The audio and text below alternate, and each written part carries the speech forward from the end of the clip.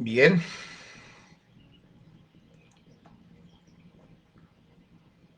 bueno, creo que hemos comenzado. Esperemos que hoy no tengamos los problemas que hemos tenido los lectores durante esta semana. Un saludo a todos.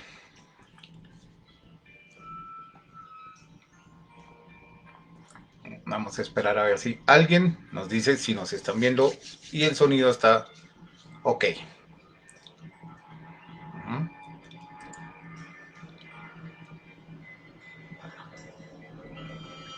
Entonces, primero un sorbo de bebida cálida.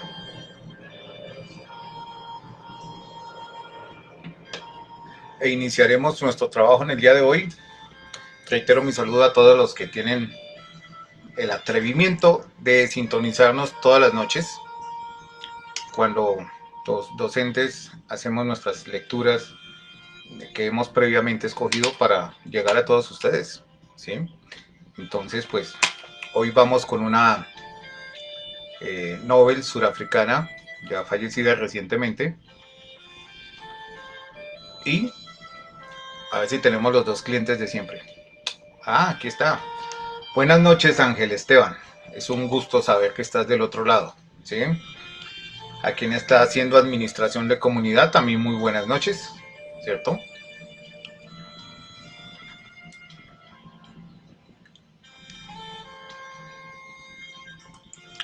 Hoy vamos a leer una historia de Nadine Gordimer, una escritora surafricana nacida en 1923, fallecida en el año 2014, si mal no recuerdo. Bueno, ella, Nadine, estudió en la Universidad de Witwatersrand, en Sudáfrica, y comienza a escribir por allá en la década de los años 30 del siglo pasado, por supuesto, y en el New Yorker, que es un medio de difusión de Sudáfrica, fue tomando fama internacional. Según mis consultas, en el año 53 publica su primera novela, la que sigue una serie de cuentos y relatos un poco más largos. En los años 80 y 90 alcanza el punto alto de su fama. Fue una mujer de raza blanca, y es bueno puntualizar aquí porque al ser sudafricana, todos los que saben de historia y que han sido muy juiciosos en las clases de ciencias sociales en sus respectivas etapas escolares, saben muy bien que en el siglo pasado Sudáfrica puso en práctica una política que se llamó el apartheid, que es algo así como el desarrollo de razas por separado, donde la minoría blanca fue la que gobernó el país durante décadas y, e ignoró a la mayoría de raza negra africana y la sometió a tratos no muy dignos. Hoy en día eso ya no está, para fortuna en Sudáfrica, aunque esos matices de racismo abiertos todavía se viven en el mundo entero, ¿cierto? Sumado a la xenofobia, todo este tipo de cosas, a veces como que estos fenómenos nuevamente salen a la luz en todos los países en mayor o menor grado. Y crisis como la que estamos pasando actualmente a veces exacerban estas actitudes del racismo. Insisto, en Sudáfrica se llama apartheid, eh, en otros países simplemente racismo, en todos, incluyendo en el nuestro, por supuesto. Entonces, Nadine era una mujer de raza blanca que se opuso abiertamente a esta política estatal del apartheid, y eso le trajo inconvenientes, por supuesto.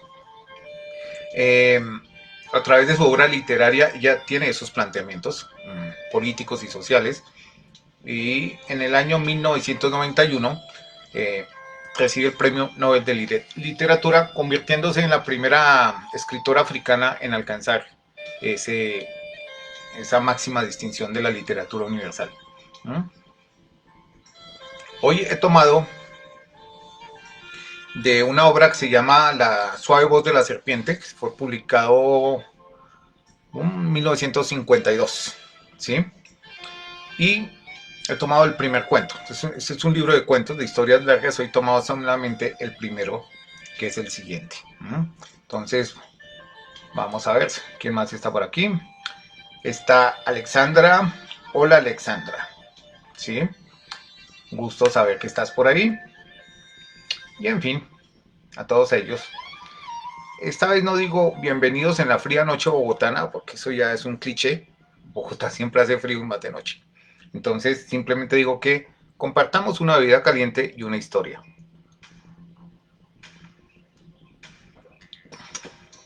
Al punto. Vamos a ver. Dice lo siguiente. Era una fría mañana gris y el aire era como el humo. En esta inversión de los elementos que se produce a veces, el cielo gris, suave y apagado se movía como el mar en un día silencioso. Le picaba el áspero cuello del abrigo y tenía las mejillas suavemente frías, como si se hubiera lavado la cara con agua helada. Respiraba pausadamente. A la izquierda, una franja de rastrojos ardía en silencio sin llama. Por encima sureaba una paloma. Pasó sobre la hierba apelmazada y pajiza, siguiendo los árboles unas veces por el sendero, otras no. A lo lejos, sobre el amasijo de ramas caídas, las líneas ondulantes de hierba negra y platino, tonos que se fundían sin color como en un grabado, estaba el horizonte, la orilla bañada por las nubes. Venían bocanadas negras de hierba mojada y quemada, polvo ligero bajo sus pies. Oyó cómo tragaba saliva. A lo lejos, vio una figura que llevaba algo rojo en la cabeza y tuvo una sensación de equilibrio, como si hubiera colocado la pincelada de una figura en un cuadro. Ella estaba aquí, alguien más estaba allí. Luego el puntito rojo desapareció tras la curva de los árboles. Ella cambió el bolso y el paquete de un brazo a otro y sintió la mañana palpable, profundamente fría y pegada contra los ojos. Llegó al final de la recta del sendero y dio la vuelta, con este a un pino con flecos oscuros y a un arbusto delicadamente podado, al que recordaba en verano cargado de ramas de flores blancas como cristales. En la siguiente arboleda había un nativo con gorro de lana roja. Allí, el sendero cruzaba una zanja y lo bordeaban piedras blancas y pulidas. Ella arrancó unas agujas del pino, 3 en un nudo de fino tejido marrón, y mientras caminaba se las pasó por el pulgar. Hacia abajo, suaves y tiesas, hacia arriba se encogían en una blanda resistencia cuando las diminutas puntitas se prendían a la piel.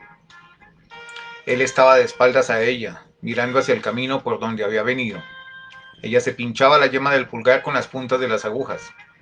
Una de las perneras de los pantalones de él estaba cortada sobre la rodilla y la parte de atrás de la pierna desnuda y el talón medio vuelto mostraba ese negro peculiarmente yerto y polvoriento que da el frío. Ella se le iba acercando a sabiendas de que él no la oía, pues caminaba sobre el polvo mojado del sendero. Llegó a su misma altura, le adelantó, él se volvió lentamente y miró más allá, sin el menor interés, como miran las vacas. Vio que tenía los ojos rojos como si no hubiera dormido mucho tiempo. El fuerte olor a sudor rancio le ardió en la nariz. Cuando le adelantó quiso toser, pero le frenó un pinchazo de culpabilidad por los ojos enrojecidos y cansados. Y él llevaba solo unos harapos sucios, parte de una vieja camisa, sin mangas y deshilachados, con un agujero grande que iba desde la axila hasta la cintura. Aletearon los andrajos con las corrientes de frío que ella levantó al pasar. Había dejado caer el perfecto trío de agujas de pino en algún sitio, no supo en qué momento, de modo que, recordando alguna cosa de su niñez, levantó la mano hasta el rostro y se la olió. Sí, era como lo recordaba, no como pretenden los químicos con las sales de baño, un olor a verde polvoriento, más de vegetal que de flor. Era limpio, no humano, también ligeramente pegajoso, viscoso en los dedos, tendría que lavárselos tan pronto llegara. A menos que sus manos estuvieran muy limpias, no conseguía desentenderse de ellas, se entrometían en sus pensamientos. Oyó un ruido sordo en el suelo, como el sonido de una liebre que corre asustada, y a punto estaba de volverse cuando él apareció a su lado, sorprendente, totalmente inesperado, echándole en plena cara su aliento jadeante. Se quedó quieto y ella también, y todos los vestigios del control de los sentidos, del pensamiento, desaparecieron en ella como cuando una habitación se queda a oscuras por un apagón eléctrico y se encontró gimoteando como un idiota un niño. De su garganta salieron sonidos animales. Farfulló. Por un instante fue el miedo quien la aterrizó por los brazos, las piernas, la garganta, No el miedo al hombre ni la amenaza que pudiera representar, sino el miedo absoluto, abstracto. Si la tierra se hubiese encendido en llamaradas a sus pies, si una bestia salvaje hubiera abierto su boca terrible para engullirla, no se hubiera sentido como en ese momento. Vio ante sí un pecho que jadeaba por entre los desgarrones, un rostro acechante debajo del gorro de lana roja. Los ojos amarillentos y rojizos la miraban con desconfianza. Un pie, cuarteado por la intemperie hasta parecer madera resquebrajada, se movió para recuperar el equilibrio tras el aturdimiento que sigue a una carrera, pero cualquier movimiento parecía dirigirse a ella, que intentó gritar, aunque el terror de los sueños se hizo realidad, y nada salió de su boca. Quiso arrojarle el bolso y el paquete, y mientras intentaba hacerlo, enloquecida, oyó un suspiro ronco y profundo. Él hizo un ademán hacia ella y ¡ah! Ya estaba. Su mano le agarró el hombro. Luchó con él y se estremeció con fuerza mientras forcejeaban. Se levantó el polvo alrededor de sus zapatos y de los pies descalzos al arrastrarse. El olor que él despedía la hizo atragantarse. Llevaba una vieja chaqueta de pijama, no una camisa. Su rostro era tétrico y tenía una mancha rosada despellejada. Ella aspiró desesperadamente por la nariz sin aliento. Le castañaron los dientes. Le dio un cabezazo con furia y se apartó. Pero él la aferró por los faldones del abrigo y la atrajo de un tirón. Ella alzó la cara y vio los tonos de un cielo gris y una grulla que volaba sobre ellos, hermosa como el mascarón de proa de un navío. Se tambaleó para recobrar el equilibrio y se le cayeron el bolso y el paquete. Inmediatamente él se lanzó sobre ambos y ella se dio la vuelta, pero cuando estaba a punto de dejarse caer de rodillas sobre sus cosas, se apoderó de ella un alivio repentino como un flujo de lágrimas, y en lugar de arrodillarse echó a correr. Corrió y corrió tambaleándose locamente entre los altos tallos de hierba seca, tropezando con matas endurecidas por el invierno, metiéndose entre árboles y arbustos. Las jóvenes mimosas la rodearon, formando una espesura de ramitas que llegaba hasta el suelo, pero se abrió paso sintiendo el polvo en los ojos y las escamosas ramas que se la enredaban en el pelo. Había una zanja con matorrales que le llegaban hasta las rodillas, como alfileres atraídos por un imán, se pegaron a sus piernas, pero al otro lado había un cercado y luego la carretera. Tocó la cerca, sus manos no eran capaces de nada. Intentó arrastrarse por entre los alambres, pero las púas se enredaron en el abrigo y quedó aprisionada, doblada por la cintura, mientras oleadas de terror la recorrían sofocantes y temblorosas. Por fin las púas rasgaron la tela. Estremecida y frenética, pasó la cerca. Y ya estaba a salvo. Estaba en la carretera, a poca distancia había casas con jardines, buzones, el columpio de algún niño. Un perrito estaba sentado ante una verja. Oyó un débil zumbido como si fuera la vida, conversaciones en alguna parte o tal vez los cables del teléfono. Temblaba tanto que no podía estarse quieta. Tuvo que seguir andando rápidamente por la carretera. Todo estaba en silencio y gris como la mañana. Y el frío, sentía el aire helado en torno a la boca y entre las cejas, donde el sudor le bañaba en la piel y la fría humedad que la empapaba bajo las axilas y entre las nalgas, le latía lento y desacompasado el corazón. Sí, el viento era frío. De repente tuvo frío, un frío húmedo por todo el cuerpo. Levantó la mano, que seguía temblando incontrolable, y se alisó el pelo. Notó húmedo el nacimiento de los cabellos. Se llevó la mano al bolsillo y encontró un pañuelo con el que sonarse. Ante ella estaba la verja de la primera casa. Pensó en la mujer que acudiría a la puerta, en las explicaciones, en el rostro de la mujer y en la policía. ¿Por qué luché?, pensó de repente. ¿Para qué luché? ¿Por qué no le di dinero y le dejé marcharse? Sus ojos enrojecidos, el olor y sus pies agrietados, llenos de fisuras, de erosiones. Se estremeció. El frío de la mañana fluyó por todo su cuerpo. Se alejó de la puerta y salió lentamente a la carretera como una inválida, comenzando a quitarse las espinas de las medias.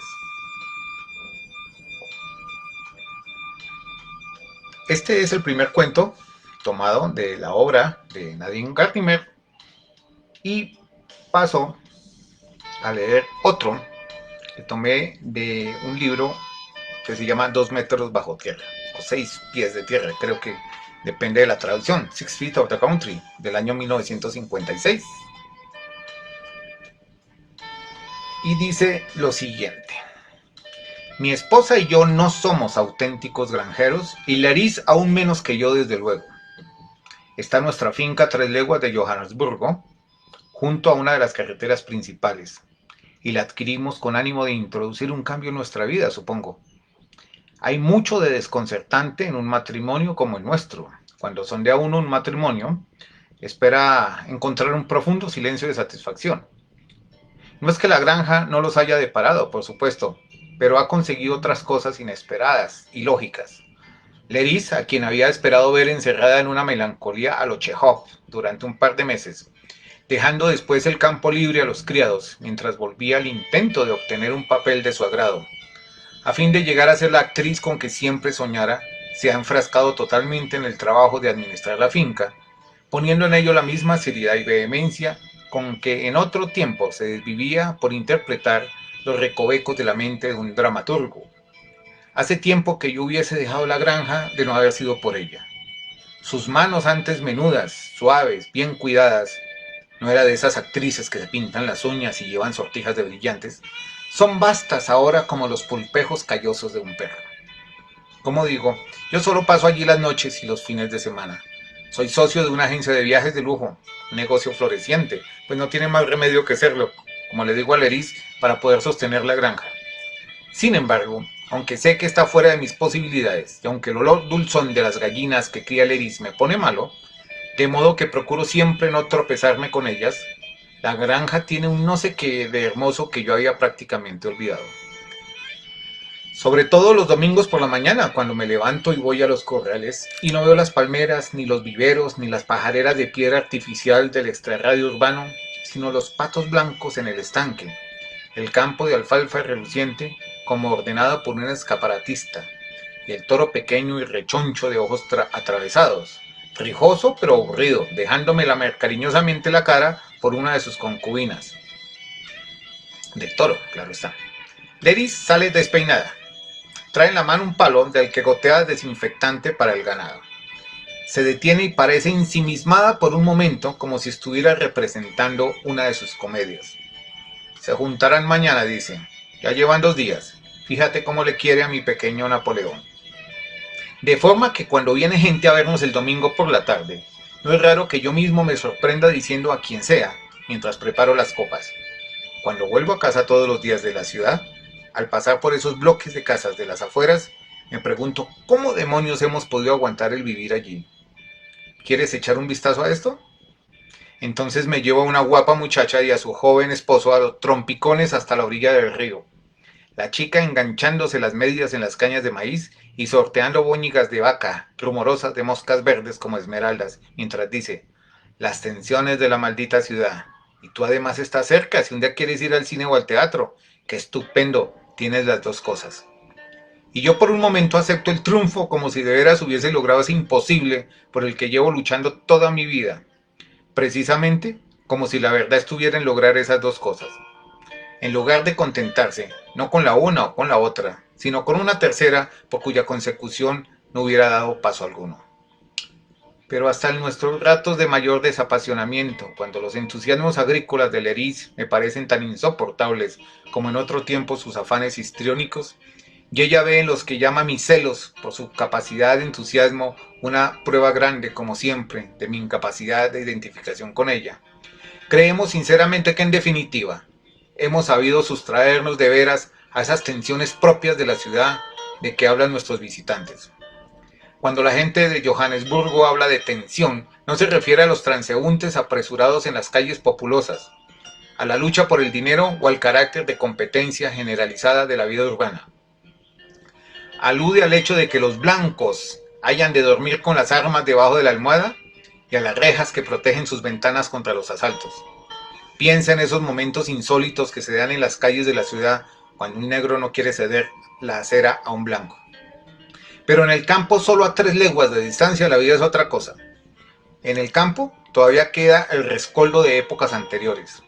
Nuestras relaciones con los negros son casi feudales, injustas de acuerdo, anticuadas pero más cómodas para todos. Aquí no tenemos ni rejas en las ventanas ni armas. Los gañanes de Leris viven en la granja con sus esposas y sus críos. Destilan su cerveza ácida sin miedo a las batidas de la policía. Si vamos a decir, siempre nos hemos sentido bastante orgullosos de que los pobres diablos que viven con nosotros no tengan mucho que temer. Eris hasta se interesa por los niños, con la competencia que puede suponerse en una mujer que no ha tenido hijos propios, y aún hace de médico de todos ellos, niños y adultos, y los cuida como a unos angelitos cuando se ponen malos. Esta es la causa de que no nos sobresaltáramos demasiado cuando una noche del invierno pasado, el mozo Albert vino a llamar a nuestra ventana mucho después de la hora de acostarnos. Yo no estaba en la cama, sino durmiendo en la pequeña pieza inmediata, la antealcoba, y ropero en una pieza, ya que me había disgustado con Leris y estaba dispuesto a no dejarme ablandar solo por el suave aroma de los polvos de talco sobre su piel recién bañada. Vino ella y me despertó.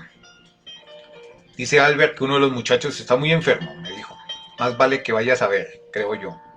No iban a despertarnos a estas horas si la cosa no tuviese importancia. ¿Acaso qué hora es? La que sea, ¿qué más da? Leris es de una lógica exasperante. Me levanté con aire desmañado, bajo sus ojos atentos. ¿Por qué he de parecer siempre un necio cuando ha desertado de su cama? De todos modos, por la forma en que procura siempre no mirarme, cuando me habla en el desayuno al día siguiente, sé que está herida y humillada por mis desatenciones. Entonces salí medio sonámbulo. ¿De qué muchacho se trata?, le pregunté a Albert por el camino, a la luz fluctuante de una antorcha. Está malo, muy malo, Vas, dijo por toda respuesta. ¿Pero quién, Franz? Me acordé de Franz, que había tenido un fuerte catarro la semana anterior. Albert no contestó. Me había seguido la senda y caminaba a mi lado entre las altas hierbas secas. La luz de la antorcha le dio de lleno en la cara y observé que parecía profundamente turbado. ¿Pero qué es lo que pasa?, inquirí. Él bajó la cabeza rehuyendo la luz. No es cosa mía, Vas. No sé. Me ha mandado Petrus.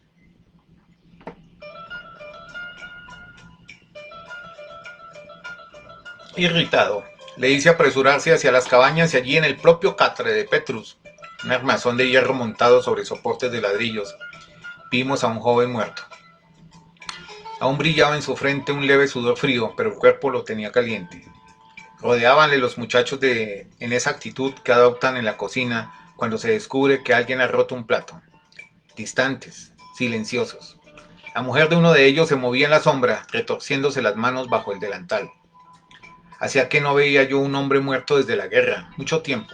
Aquel era completamente distinto, y me sentí como los demás, extraño e inoportuno. ¿Qué ha pasado?, pregunté. La mujer se dio unos golpecitos en el pecho y meneó la cabeza, expresando así la angustia de no poder respirar. Debía de haber muerto de pulmonía, y me volví hacia Petrus. ¿Quién era este muchacho? ¿Qué hacía aquí? La luz de una vela colocada en el piso reveló que Petrus estaba llorando. Salí y él detrás. Una vez fuera en plena oscuridad, esperé a que hablara, pero seguía encerrado en su mutismo. Vamos, Petrus, tienes que decirme quién era ese chico. ¿Era amigo tuyo? Es mi hermano, mas vino de Rodesia a buscar trabajo.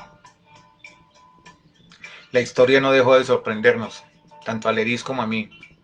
El muchacho se había venido desde Rodesia, que es un país vecino a Sudáfrica, para buscar trabajo en Johannesburgo. Debió de coger frío de dormir a la intemperie durante el viaje y había caído enfermo en la cabaña de su hermano Petrus, cuando llegó 3 días atrás. Los demás no se habían atrevido a pedirnos ayuda, ya que ni siquiera teníamos idea de su presencia. A los indígenas rodesianos les está prohibido entrar en la Unión Sudafricana, a no ser que dispongan de salvoconducto. El joven era un inmigrante ilegal. Sin duda nuestros muchachos habían conseguido arreglarlo todo con éxito en varias ocasiones anteriores. Una buena serie de parientes debió de recorrer en su día los 1000 y pico de kilómetros que van de la pobreza al paraíso de los trajes charros y baratos, de las batidas de la policía y de los barrios bajos negros que es su Egoli, su ciudad de oro, nombre bantú de Johannesburgo. Todo se reducía a tener escondido al hombre en nuestra granja hasta encontrar la oportunidad de emplearlo con alguien que quisiera asumir los riesgos de una denuncia por dar trabajo a un inmigrante ilegal, a cambio de los servicios de una persona no corrompida todavía por la urbe. De todos modos, aquel ya no volvería a levantarse. Podían habernoslo dicho, por lo menos, comentó Leris a la mañana siguiente. Una vez que el muchacho se puso enfermo, ¿cómo no nos avisaron?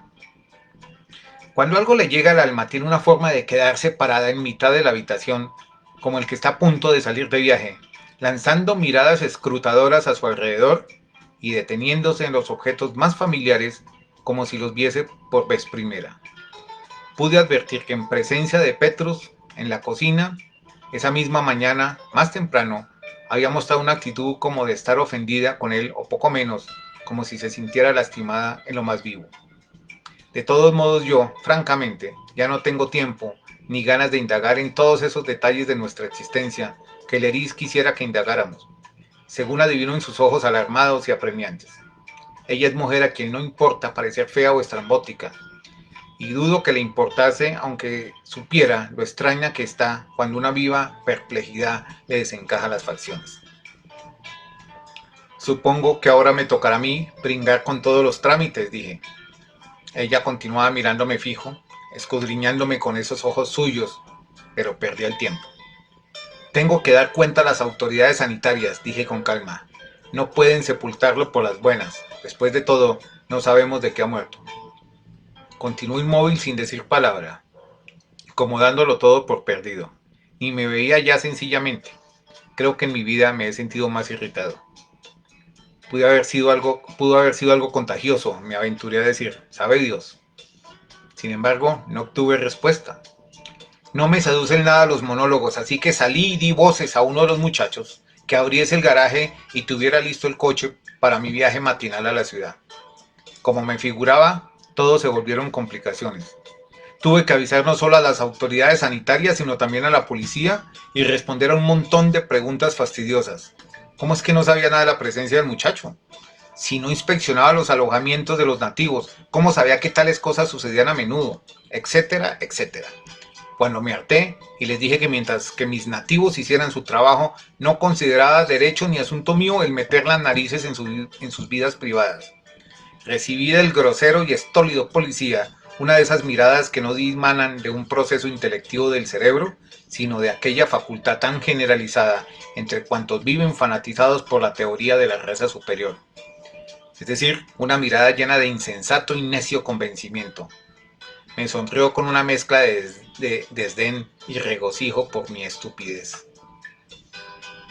Después tuvo que explicar a Petrus por qué las autoridades sanitarias tenían que llevarse el cadáver para la práctica de la autopsia, y también en qué consistía una autopsia. Cuando telefoneé al departamento de sanidad unos días más tarde para saber el resultado, me dijeron que la causa de la muerte fue, como habíamos supuesto, la pulmonía, y que habían procedido el traslado del cadáver. Fue entonces a ver a Petrus, que estaba preparando el pienso para las gallinas, y le dije que todo estaba arreglado y que no habría complicaciones. Su hermano había muerto de un mal en el pecho. Petrus dejó en el suelo la lata y preguntó, ¿cuándo podremos ir por él, Vas? ¿Ir por él? ¿Sí? ¿Querría usted preguntar cuándo tenemos que ir? Entré en la casa y me puse a llamar a Leris por todas partes.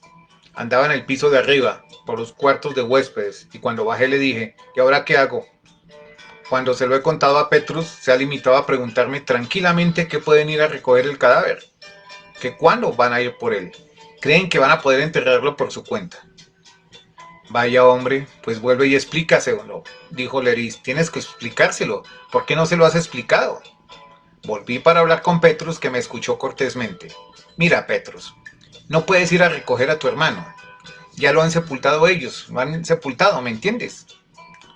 ¿Dónde? Preguntó lenta y obtusamente, cual si pensara que quizá no había entendido bien. Verás, tu hermano era extranjero. Ellos sabían que no era de aquí. Lo que no sabían es que tuviese familia en el país, de modo que creyeron su deber enterrarlo. Era difícil a un entierro de beneficencia, darle visos de privilegio. Por favor, Vas, tiene usted que pedírselo. Pero no quería decir con aquello que necesitaba saber dónde estaba enterrado el difunto. Ignoraba por completo la incomprensible maquinaria que, según le expliqué, se había puesto en marcha sobre su hermano muerto. Lo único que él quería era que le devolviesen a su hermano. Pero Petrus, le dije, ¿qué puedo hacer yo? Tu hermano ya está enterrado, no puedo ir a reclamarlo ahora. Oh, Vas, exclamó. Permaneció inmóvil, las manos sucias de Salvado caídas flácidamente a ambos costados, con una contracción nerviosa en la comisura de los labios. Pero por Dios bendito, Petrus, si no me van a hacer caso, Y aunque quisieran, no tienen atribuciones, lo siento, pero no puede ser, ¿me entiendes? Él seguía mirándome, persuadido de que los hombres blancos lo tienen todo, lo pueden todo. Si no lo hacen es porque no quieren. Más tarde, durante la cena, atacó Leris. Por lo menos podrías haber telefoneado. ¿Pero quién crees que soy yo? ¿Es que esperas que devuelva la vida al muerto? No había manera humana de sustraerme a la ridícula responsabilidad que habían cargado sobre mis hombros. Llámalos, insistió ella. En último extremo siempre podrás decirle que has puesto todo de tu parte y que te han explicado que es imposible. Después del café, Leris se fue para la cocina. Al rato volvió y me dijo: el padre viene de Rhodesia para asistir al entierro. Ha conseguido un salvoconducto y ya está en camino. Desgraciadamente no era imposible conseguir la devolución del cadáver. Las autoridades dijeron que la cosa era un tanto irregular, pero teniendo en cuenta que se habían cumplido debidamente todos los requisitos higiénicos, no podían negar su permiso a la exhumación. Calculé que con los derechos de la funeraria vendría a costar todo unas 20 libras. Bueno, pensé, ya está solucionado. Petrus gana 5 libras al mes. ¿Cómo va a disponer de 20? Y aunque las tenga, poco puede hacer con ellas en favor del muerto. Y desde luego yo no voy a ofrecérselas. Hubiese gastado 20 libras o cualquier otra cantidad razonable para el caso, sin refunfuñar demasiado en médicos o medicinas que pudieran haber valido al muchacho cuando aún vivía. Una vez muerto, no tenía la menor intención de animar a Petrus para que tirase por la ventana como si tal cosa más de lo que gastaba en vestir a su familia en un año. Cuando se lo participé en la cocina esa misma noche, dijo él: 20 libras. Sí, exactamente, 20 libras, le dije yo. Por un momento, viendo la cara que ponía, creí que estaba haciendo cálculos, pero cuando habló de nuevo pensé que debía habérmelo figurado. De modo que hay que pagar 20 libras, dijo con esa voz abstraída con que se habla de algo tan inasequible que ni siquiera se molesta uno en pensarlo. Como lo oyes, Petrus, repuse, y me volví al cuarto de estar. Al día siguiente, antes de marchar a la ciudad, Petrus dijo que quería verme. Por favor, vas, titubeó, alargándome un fajo de billetes con visible embarazo. Están tan poco acostumbrados a dar, en lugar de recibir, que no aciertan a entregar dinero a un hombre blanco. Pero allí estaban las 20 libras, en billetes de 1 y de media libra, algunos arrugados y doblados, pringosos como harapos sucios, otros suaves y bastante nuevos. El dinero de Franz, supongo, y el de Albert, y el de Dora la cocinera, y el de Jacob el jardinero, y Dios sabe de cuántos más de todas las granjas y pequeñas haciendas del contorno. Aquello, más que sorprenderme, me irritó, produciéndome un verdadero desasosiego el despilfarro y la inutilidad de tal sacrificio en gentes tan pobres. Como los pobres de todas partes, pensé, que se privan de todo en la vida con tal de que no les falten los lujos de la muerte. Algo incomprensible para personas como Leris y yo, convencidos de que la vida debe vivirse con prodigalidad, y si en algún momento pensamos en la muerte, la consideramos la bancarrota definitiva. Los criados no trabajan los sábados por la tarde, de modo que era un buen día para el entierro. Petrus y su padre nos habían pedido prestado los borricos y el carro para traerle al ataúd de la ciudad, donde, según dijo Petrus al Leris a su regreso, todo había sido de maravilla. El féretro les estaba esperando, ya cerrado, para que no sufrieran una visión sin duda bastante desagradable al cabo de las 2 semanas transcurridas desde la inhumación, pues 2 semanas habían tardado las autoridades y la funeraria en ultimar los preparativos para el traslado del cadáver. Toda la mañana permaneció el féretro en la cabaña de Petrus, en espera del viaje hacia el pequeño cementerio situado junto a la linde oriental de nuestra granja, reliquia de los tiempos en que esto era un verdadero distrito agrícola más que una elegante finca campestre. Fue pura casualidad que yo estuviese abajo, junto a la cerca, cuando pasó el cortejo. Leris había vuelto a olvidar la promesa que me tiene hecha de no volver la casa inhabitable los sábados por la tarde. Cuando llegué de la ciudad me la encontré, con unos pantalones viejos y mugrientos, y sin peinar desde la noche anterior, después de haber raspado todo el barniz del suelo del cuarto de estar, sin más ni más. De modo que todo furioso agarré un palo de golf y salí a practicar un poco. Con el disgusto, me había olvidado por completo del entierro, y no me acordé hasta que vi venir el cortejo hacia mí por el sendero que bordeaba la cerca. Desde donde yo estaba se veían las sepulturas con toda claridad, y ese día precisamente reverberaba el sol en diversos fragmentos de cacharros rotos, una cruz casera desvencijada y varios tarros renegridos llenos de agua, de lluvia y flores secas. Pasé mi poco de apuro sin decidirme ni a seguir pegando a mi pelota de golf ni a suspender el juego, al menos mientras no se hubiese alejado lo suficiente la comitiva fúnebre. El carretón crujía y rechinaba cada vuelta de las ruedas, avanzando con una marcha lenta y renqueante que se avenía bien con la pinta de los dos pollinos que lo arrastraban, despeluzadas por el roce las pequeñas panzas peludas, hundidas las cabezas entre las varas y amusgadas las orejas con aire de sumisión y encogimiento. Todo a tono también con el grupo de hombres y mujeres que lentamente lo seguían. El paciente asno. Creo que observándolo se comprende la razón de que este animal llegara a ser un símbolo bíblico. Mientras tanto, el cortejo llegó a mi altura y se paró, y yo tuve que dejar mi palo de golf. Sacaron el ataúd del carro, era de madera reluciente, barnizado de amarillo como los muebles baratos, y los asnos comenzaron a espantarse las moscas con las orejas. Petrus, Franz, Albert y el anciano padre, llegado de Rhodesia, cogieron el ataúd en hombros, y el cortejo siguió su camino a pie. Fue un momento de veras peliagudo. Yo me mantenía junto a la cerca como embobado, en absoluta inmovilidad. Y muy despacio y sin mirar, pasaron los 4 hombres doblados bajo el peso del féretro de madera barnizada y detrás, rezagados, los demás asistentes al duelo. Todos ellos eran criados de la casa, o de las haciendas vecinas, a quienes conocía por haberlos visto de charla con los nuestros en el campo o en la cocina. Se oía el resuello del anciano. Me acababa de agachar para recoger mi palo del golf cuando sobrevino una especie de conmoción en el fluir ponderado y solemne del cortejo. La sentí de inmediato, como una oleada de calor en el aire, o como una de esas corrientes frías que nota uno en las piernas cuando se baña en un raudal apacible. La voz del viejo murmuraba no sé qué. La gente se había detenido, confundida, se empujaban unos a otros, quienes pugnando por seguir adelante, quienes iseándoles de que no se movieran. Vi muy bien que estaban todos desconcertados, pero no podían desoír aquella voz. Así las palabras oscuras de un profeta, aunque incomprensibles al principio, cautivan siempre el ánimo. El lado del ataúd que le tocaba cargar al viejo habíase dañado por una punta, como si el hombre quisiera deshacerse de la carga. Petrus le reconvenía. El chiquillo que había quedado al cuidado de los asnos soltó los ramales y corrió a mirar. No sé por qué, como no fuera por la misma razón que la gente se agolpa en torno al que se ha desmayado en el cine. Pero es el caso que separa los alambres de la cerca y me fui hacia el grupo. Petrus levantó los ojos hacia mí, creo que hacia cualquiera que se hubiese acercado, con angustia y horror. El anciano de Rhodesia había soltado por completo el ataúd, y los otros 3, incapaces de sujetarlo ellos solos, lo depositaron en el suelo, en la misma senda. Una fina capa de polvo empañaba ya tenuemente su brillante superficie. No entendía yo lo que el anciano decía, y tampoco me decidí a intervenir, pero todo el grupo bullicioso aguardaba expectante a que rompiera el silencio. El propio anciano se me acercó y me interpeló directamente diciendo algo que no comprendí, pero debía de ser sorprendente y extraordinario, a juzgar por el tono en que eran pronunciadas las palabras. ¿Qué pasa, Petrus? ¿Qué sucede?, pregunté. Petrus extendió las manos, dio unas cuantas cabezadas histéricas y luego de pronto alzó la vista y me miró.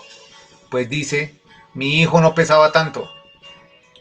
Silencio. Se me hacía perceptible el jadeo del anciano, que tenía la boca entreabierta como suelen los viejos. Mi hijo era joven y delgado, explicó al fin en inglés. Volvió a reinar el silencio. Luego prosiguieron los murmullos. El viejo despotricaba contra todo el mundo y sus dientes eran pocos y amarillos y lucía uno de esos magníficos bigotes grises, poblados y caídos que no se ven ya mucho en estos días y que se había dejado crecer en recuerdo de los primeros fundadores del imperio. Parecía revestir todas sus expresiones de una especial solemnidad, quizá solo por ser el símbolo de la tradicional prudencia de los años, idea tan terriblemente arraigada que todavía entraña algo pavoroso de más allá de la razón. Consiguió conmover a todos. Pensaron si estaría mal de la cabeza, pero no tuvieron más remedio que escucharla. Con sus propias manos comenzó a tantear la tapa de la caja, pretendiendo levantarla, y 3 hombres se adelantaron a ayudarle.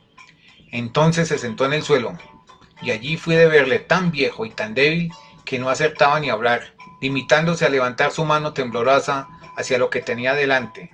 Renunciaba, se lo dejaba a los demás, ya no tenía fuerzas. Todos se agolparon para mirar. Yo también. Y todos olvidaron la índole de la sorpresa y la ocasión de pesadumbre en que se originaba. Y por unos instantes se sintieron transportados por la grata estupefacción de la sorpresa misma. Todos gesticulaban y se excitaban ruidosa y animadamente. Aún tuve tiempo de observar al chico que se había hecho cargo de los asnos saltando en todas direcciones, casi llorando de rabia porque las espaldas de los mayores le impedían disfrutar del espectáculo. En el ataúd estaba un sujeto al que nadie había visto jamás. Un indígena de constitución robusta y piel bastante clara, con el costurón de una cicatriz bien marcada en su frente. Reliquia quizá del golpe recibido en una pelea en la que hubiera sufrido también otras heridas de efectos más graves y tardíos, causa probable de su muerte. Una semana me pasé discutiendo con las autoridades a propósito del cadáver. Tuve la impresión de que estaban consternados, es lo que menos se puede decir por su propio error, mas con la confusión de que aquel muerto anónimo representaba, no acertaban a poner las cosas en claro. Estamos haciendo todo lo posible por encontrarlo, me aseguraban. Y continuamos indagando, me seguían diciendo. Parecía como si en el momento menos pensado fueran a llevarme al depósito y a decirme, vamos, levante las sábanas, mire usted mismo si encuentra al hermano del encargado de su gallinero, hay tantas caras negras, ¿no será uno de estos? Y todas las tardes al volver a casa, Petrus me estaba esperando en la cocina. Continúan buscando, no lo han olvidado. El Vaz está pendiente de tu asunto, Petrus, le decía. Diablos, el tiempo que debía estar en la oficina me lo paso dando vueltas por la ciudad, investigando el asunto, confesé a Leris cierta noche en una parte. Ni Petrus ni ella apartaban de mí los ojos mientras les hablaba, y cosa extraña, en esos momentos los veía exactamente iguales, por imposible que parezca. Mi esposa con su frente despejada y blanca y su talle delgado de mujer inglesa, y el mozo del gallinero con los curtidos pies descalzos asomándole de los pantalones caqui, que llevaba amarrados con cuerdas bajo las rodillas, y el peculiar tufo a sudor que brotaba abundante de su piel. ¿Y por qué tan indignado y tan resuelto ahora?, me preguntó Leris de repente. Clavé los ojos en ella. Es cuestión de principios. ¿Por qué se han de salir siempre con la suya? Ya es hora de que estos funcionarios den con alguien que los obligue a moverse. Vaya hombre, exclamó. Y cuando Petrus, en vista de que la conversación no era ya de su incumbencia, abrió despacito la puerta para marcharse. Ella también se fue. Continué sosteniendo las esperanzas de Petrus una tarde tras otra, pero a pesar de decirle siempre lo mismo y con la misma voz, la verdad es que sonaba cada día más débil. Al final se hizo evidente que jamás conseguiríamos encontrar al hermano de Petrus, ya que nadie sabía en realidad dónde estaba. Quizá en algún cementerio uniforme como el plano de un edificio, con un número equivocado, o acaso en la Facultad de Medicina, reducido laboriosamente a secciones de músculo y tiras de nervio. Dios sabe, un ser sin identidad alguna en el mundo.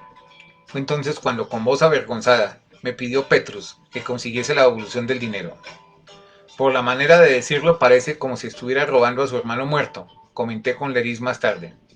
Pero como yo he dicho, Leris había tomado el asunto tan a pecho que no era capaz de apreciar ni un asomo de ironía. Intenté que me devolvieran el dinero, Leris también. Ambos telefoneamos y escribimos y discutimos, pero no conseguimos nada. Al parecer, el gasto más importante había sido el de la funeraria, que al fin y al cabo había hecho su trabajo. Total, que fue como haber tirado el dinero, un dispendio para los pobres diablos aún mayor de lo que yo imaginara. El viejo rodesiano venía a tener aproximadamente la talla del padre de Leris, de modo que le regaló un traje usado de su padre, y el infeliz volvió a su casa mucho mejor, por ser invierno, de como había venido. Bueno, aquí está nuestra segunda historia. Las injusticias. Un cadáver que no era, de gente que no le importa. Cuentan las historias urbanas de esta ciudad, de Bogotá y del mundo, que muchos de los que han partido por el COVID y han sido incinerados, las cenizas que devuelven a sus familias no son las que deben ser.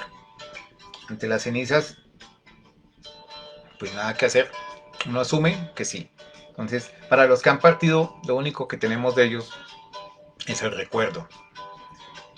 La muerte desde el punto de vista biológico es la misma para todos, pero la muerte es distinta según donde nos encontremos. Gracias por su atención. No hubo más chats creo que quedaron viéndome algunas por un acto de solidaridad.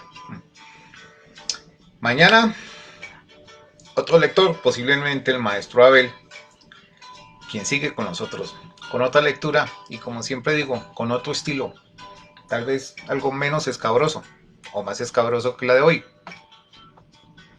Feliz noche. Gracias por su tiempo.